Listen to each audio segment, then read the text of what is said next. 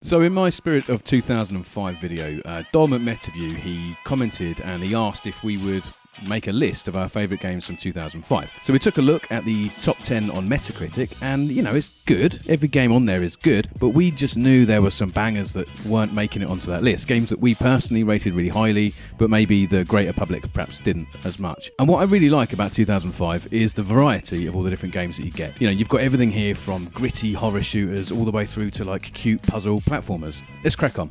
We will start with our number one because you probably won't wait until the end of the video anyway. Resident Evil 4. This is at the top of the Metacritic list and top of ours too. No wonder, as it's not only the best game of 2005, but probably one of the best games of all time. You don't get released on like 12 platforms, almost all exactly the same, and still be a top seller each time by just being meh. It was a bold move in 2005 to completely switch it up from the first Resident Evil trilogy to an over-the-shoulder shooter. And there's a good story we might get to one day about how this was actually meant to be Devil May Cry. Mega game that I'm sure many of you own on multiple different platforms. It's campy, creepy, it's action-packed. It's mad how well that Capcom got it with 4. And then they slid back into complacency with 5 and 6. 7 is good, too spooky for me. In 2005, you had the choice of the GameCube or PS2 for this game. GameCube had the graphics, PS2 had the content, so with that in mind, play the Ultimate HD remake, or the Wii version. If you've been on the channel before, then you'll know that I have made about a dozen videos about Star Wars Battlefront 2. And it's no wonder, because I love this game to bits.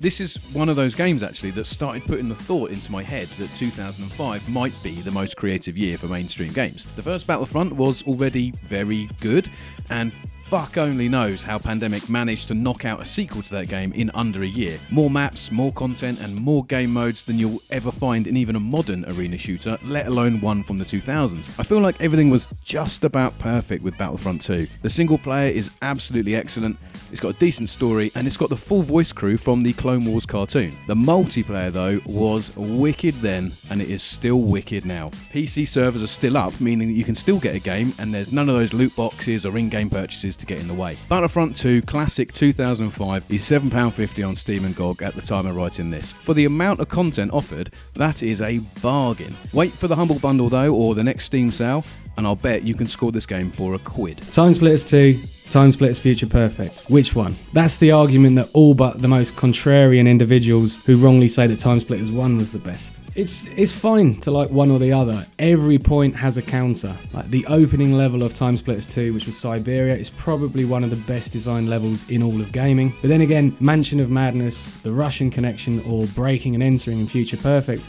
are also up there. You may prefer one set of Behead the Undead challenges over the other. Cat Racing might either be stupid or brilliant. You know, it doesn't matter, as they are both excellent games. The amount of content in Future Perfect is far beyond almost anything else released that year, with actual hundreds of hours needed to see everything. I'm really surprised by the, lukewarm meta score that it got, but that's not enough to stop me from having an absolute blast with it. The best part, although everything from 2005 can be emulated to look better, to run nicer, load faster and the like, on this list, only TimeSplitters 3 has actually had improvements made to how it plays. I'm saying that I didn't check if Resident Evil 4 did because there's so many re-releases anyway.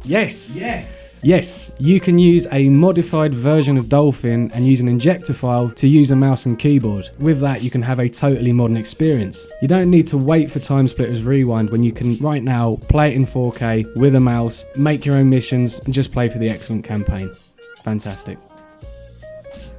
Star Wars Republic Commando is basically Ghost Recon in space. It's much darker and it's much more violent than your usual Star Wars game, and it's a little bit more involved than your usual shooter from 2005. Ordering around your crack squad of clones and shooting up a load of robots, Repcom does everything from stealth missions to big action set pieces. And it is mega bloody. Blood and gore splats up the screen, people's heads come off. It's a proper quality war shooter, and it just happens to be a Star Wars game. But for me, the standout is is the music. This is one of the only Star Wars games that ever had its own score written up instead of using music from the films. Now, it's details like that that make me really rate this game. Republic Commando missed the mark when it came out. It was really badly marketed and it ended up being a bit of a flop. It is a real hidden gem though. It does everything that I would want a shooter to do, and you don't have to know anything about Star Wars to enjoy it. Burnout does get a shout out later on, but the SSX series, unlike Burnout, has definitely had its ups and downs in terms of reviews. Then again, Burnout hasn't ever really changed that much along the path, whereas what should be an extremely niche concept, you know, snowboarding supercross, SSX, it tried really hard to switch it up along its life cycle before, you know, eventually giving up, making a not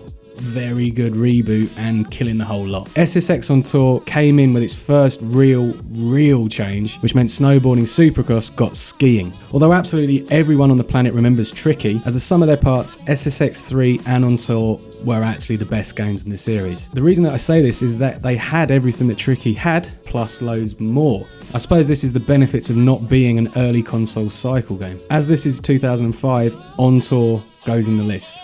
Easy enough. And also bonus points for Mario, Luigi and Peach being in it. So I put Phantom Dust on this list because I heard of it about maybe 10 years ago and I always wanted to play it. I remember seeing it on the Racket Boy forums about, you know, Xbox hidden gems that you might have missed, and I always wanted to play it, but I never did. And then it was given away for free on the Windows App Store, so I picked it up.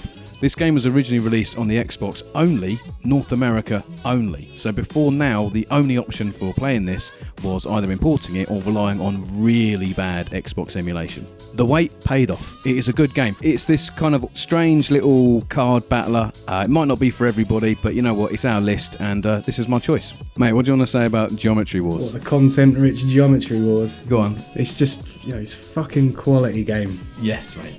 Perfect. Perfect. Fucking quality game, mate. You can still download it on the 360. How about that, eh? How about that? So I wanted to put Psychonauts on this list. It's a very personal game to me. I loved this game when it came out. I reviewed it on the channel a few years ago, and it stays as one of my favourite games. You can get it on PC now, and it's, I reckon, just as good now as it was when it came out. I really can't talk enough about how much I love it. I would recommend it to absolutely anybody.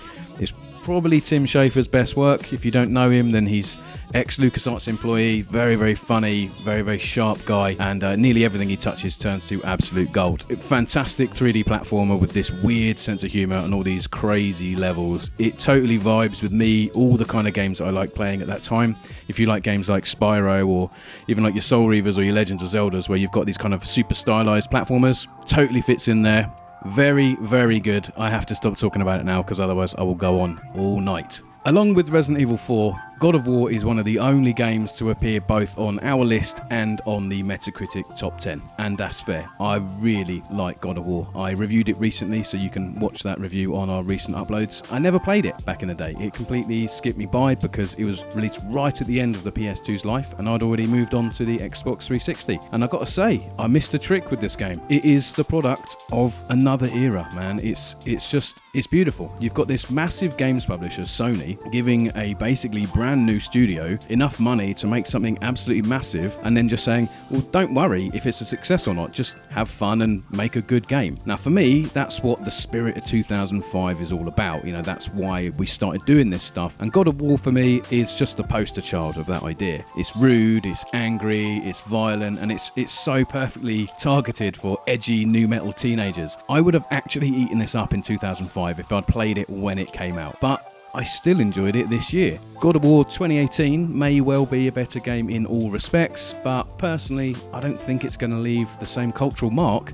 as the original God of War did back in 2005. So we got a strange one at number 10, and it's possibly because it wouldn't even be our favourite Burnout game, but rules is rules, and this was certainly one of our best of 2005. As previously mentioned when talking about SSX, the Burnout series is a rare beast. Multiple games, multiple platforms, multiple generations, and yet the reviews stay consistently high. Almost every year that a title was released, that game would have been in our annual top 10 list. So when we say this may not even be our favourite Burnout game, there's pretty much no negative about that. The game's fast, it's got loads of content, and overall it's very fun. It's also very pretty when you run it through the emulator of your choice. And to be fair, you'll not find many better true arcade racers. Of course it has its negatives, who doesn't? And a full review is linked below, which, mentions some of them. Yeah. Go on then. Go on. Tell us how wrong we are for having the opinions that we have. Apart from Resident Evil 4 and God of War, we haven't even said that these games are objectively the best games of 2005. But if you want to chip in anyway, put a comment below and ignore what I just said. Cheers then. All the best. Ta-da. See ya in 2025.